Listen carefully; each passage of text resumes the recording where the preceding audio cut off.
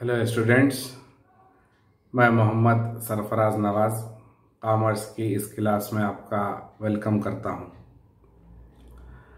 आज हमारा टॉपिक रहेगा प्रोविजंस के बारे में। अकाउंटिंग में प्रोविजन का एक बहुत ही इम्पॉर्टेंट रोल होता है। एज ए कॉमर्स स्टूडेंट आपको प्रोविजन के बारे में जानना ज़रूरी है और बहुत सारे स्टूडेंट्स प्रोविज़न के बारे में कंफ्यूज रहते हैं। उनको सही तरीके से समझ में नहीं आता है कि प्रोविज़न क्या होता है, क्यों क्रिएट किया जाता है और इसका क्या मकसद होता है। क्लैरिटी स्टूडेंट्स को नहीं होती। आज की इस क्लास में हम प्रोविज़न के बारे में जानेंगे कि उसका मीनिंग क्या होता है और वो क्यों क्रिएट किया जाता है और कहाँ पर इसको इस्तेमाल किया जाता है, यूज़ किया जाता है। प्रोविज़न एक अमाउंट होता है। क्या होता है? एक अमाउंट होता है और ये अमाउंट हम अपने प्रॉफिट में से निकालते हैं। हमारे प्रॉफिट में से निकालने का मतलब बिजनेस के प्रॉफिट में से निकालते हैं। बिजनेस को अगर प्रॉफिट आ जाए तो भी प्रोविज़न निकालना पड़ेगा, अगर लॉस आ जाए तो भी प्रोविज़न निकालना पड़ेगा। प्रोविज़न इज कंपलसरी, चाहे बिजनेस को प्रॉफिट आए या फिर लॉस आए, प्रोविज़न को निकालना ही पड़ेगा। प्रोविज़न कंपलसरी होता है।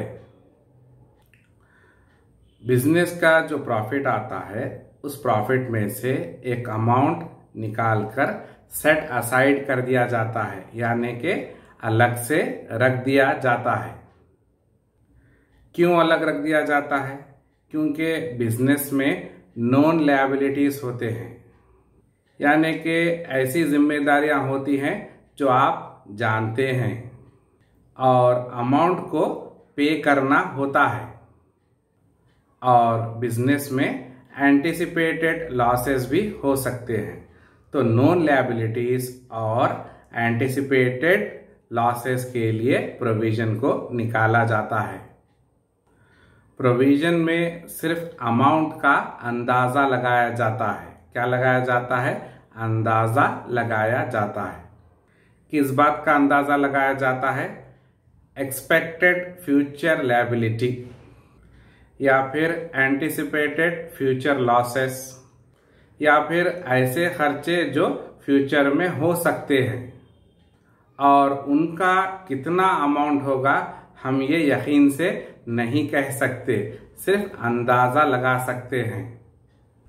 बिजनेस में कई तरह के खर्चे होते हैं और जिनको अदा करना होता है और ऐसे कई खर्चे फ्यूचर में आ सकते हैं जिनकी पेमेंट करना भी ज़रूरी होता है।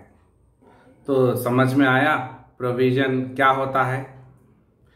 बिजनेस की फ्यूचर सेफ्टी के लिए करंट अकाउंट के प्रॉफिट में से कुछ अमाउंट अलग से निकाल कर रख दिया जाता है, जिसको हम प्रोविज़न कहते हैं।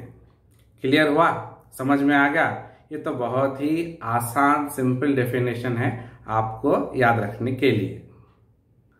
तो प्रोविज़न क्या होता है? प्रोविज़न अकाउंटिंग का एस्टीमेट होता है, एक अंदाज़ा होता है, सिर्फ अंदाज़ा होता है, ये बात याद रखने की है।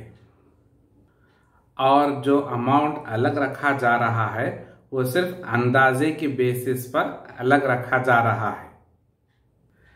फॉर एग्जाम्पल कि कंपनी को टैक्स पे करना है। अब टैक्स पे करना है ये एक नॉन लायबिलिटी है कि पहले से पता ही है कि टैक्स पे करना है, मगर कितना टैक्स पे करना है ये पता नहीं है।